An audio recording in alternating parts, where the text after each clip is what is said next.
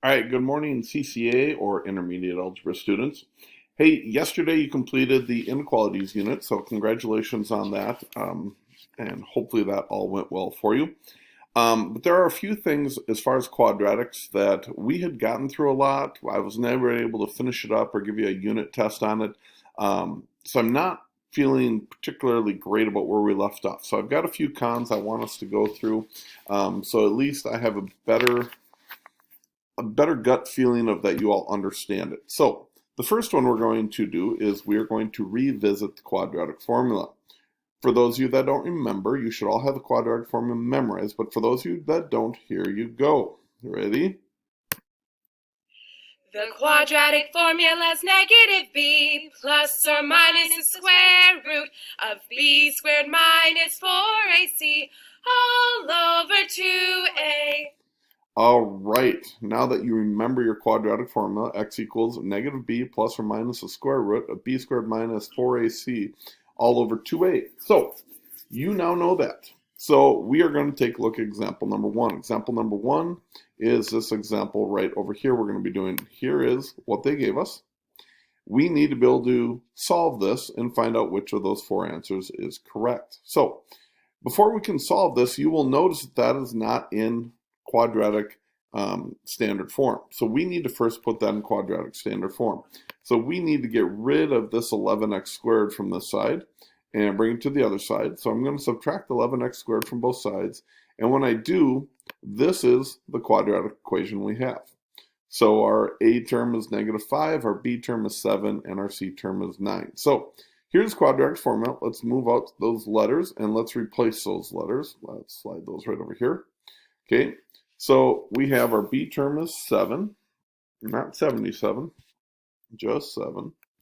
So we're going to put 7 right in there.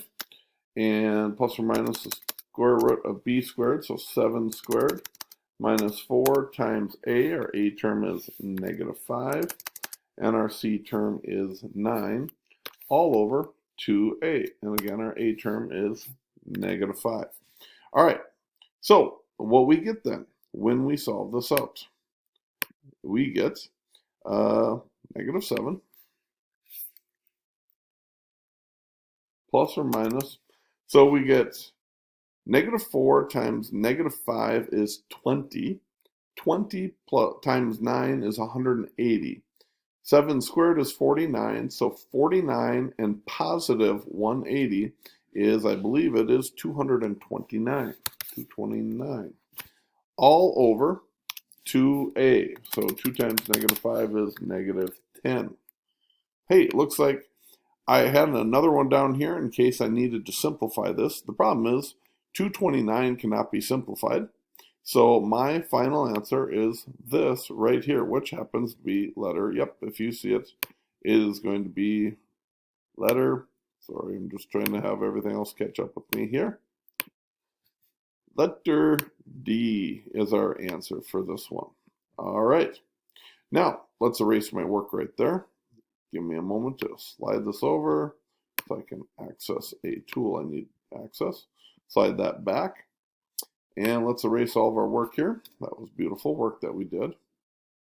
And let's do our second problem now. I'm going to slide this over here because we're done with that problem. Now we're going to work on this one right here. Again, this is not in standard quadratic form. So we need to get rid of the positive 3x from this side. So when we do that, we would end up with 9x squared minus 3x minus 10. So again, our b term in this case is negative 3. I'll slide that right up here. And then we've got negative 3 squared minus 4 times a, which is 9, times c, which is negative 10. And let's see if we can get that to fit a little bit better in there. Bet we can. There we go. Oh, all over 2, sorry. All over 2a. And a is 9. All right. As we do our math, the opposite of negative 3 is positive 3. So there's that. And negative 3 squared is positive 9. Negative 4 times positive 9 is negative 36. Negative 36 times negative 10 is positive 360. So 360 plus 9, 360 plus 9, 360 plus 9, 369. That looks pretty good. All over 2 times 9, which is 18. Now, you're going to notice that answer is not on the board anywhere. So that means we need to do a factorization tree of that 369. Okay, if you remember right, we take 369.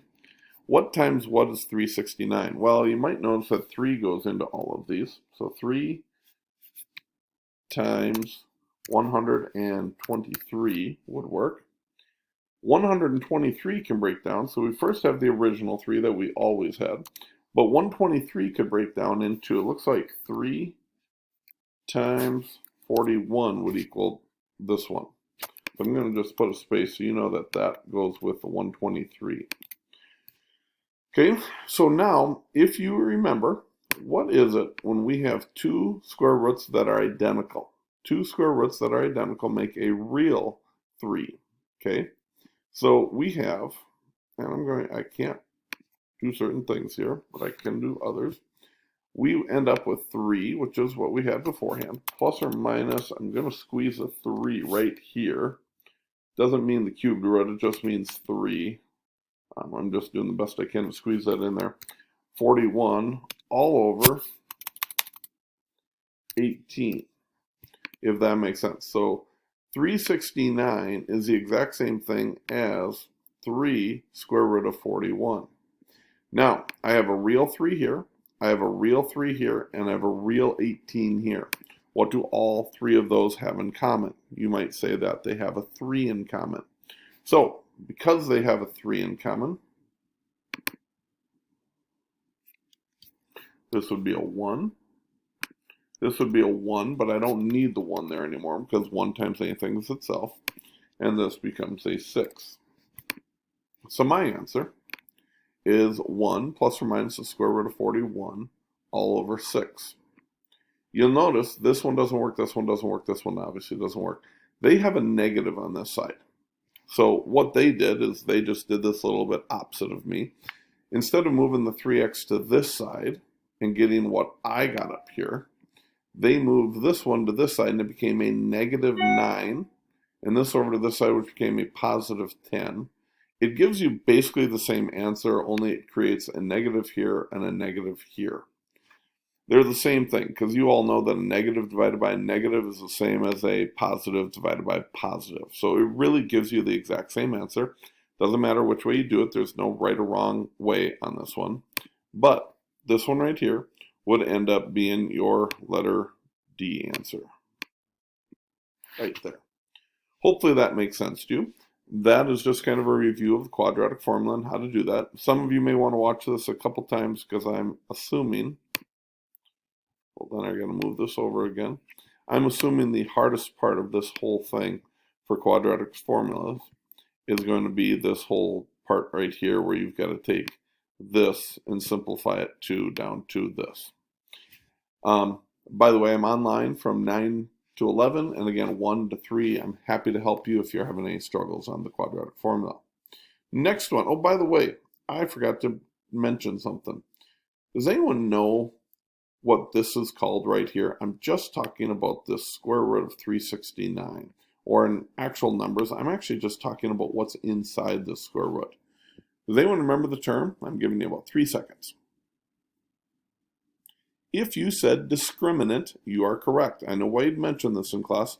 That's your discriminant. And we had talked about this. If that discriminant right here is positive, does anyone remember how many x-intercepts there would be? Did you say 2? That would be correct. If this discriminant ends up being a 0, how many x-intercepts would there be?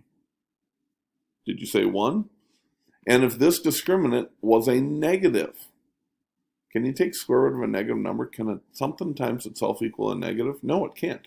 So if you said this was a negative, how many x-intercepts would there be? If you said 0, you'd be correct. Well, you need to know that for the next part here, which is right down here, which is called number of solutions of a quadratic equation. So here's our quadratic equation right here. Okay, so there's our quadratic equation, and we know our a term, our b term, our c term. So I'm going to take and I'm going to plug in our b squared minus 4 times ac. 12 squared is 144. Negative 4 times 3 is negative 12. Negative 12 times 5 is negative 60. 144 plus negative 60 equals square root of 84. So my discriminant value in this one is positive 84. Now, how many real number solutions or the real number zeros does this have? In other words, how many x-intercepts, how many roots are there of this problem? And the answer to that is, because it's a positive number, there should be 2. 2 of them. That is correct. Okay. Now, for the second type of number solutions, sometimes they're going to give you a graph. And you got to tell me, what's the discriminant of this positive, 0, or negative?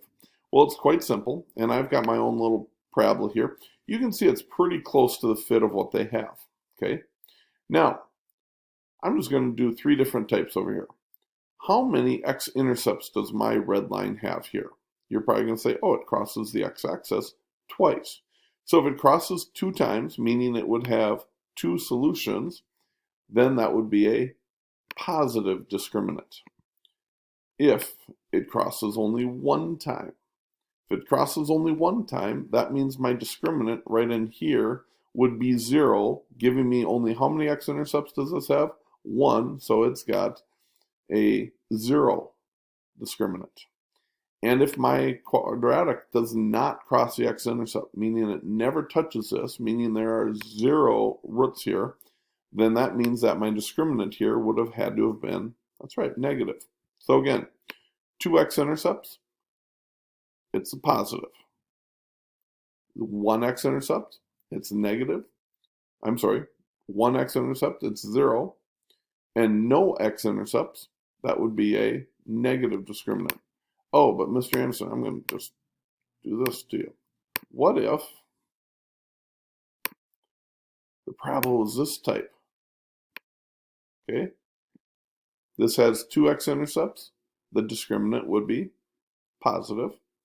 This has 1 x-intercept. The discriminant would be 0. This has no x-intercepts. The discriminant would be negative. So it works out either way, no matter which way your parabola is flipped. So obviously, this problem right here, this one is hitting the x-axis exactly 1 time, which means that the answer is the discriminant would be 0. That's correct. And if you just wanted me to put the little dot in there, there it is. This one would be 0.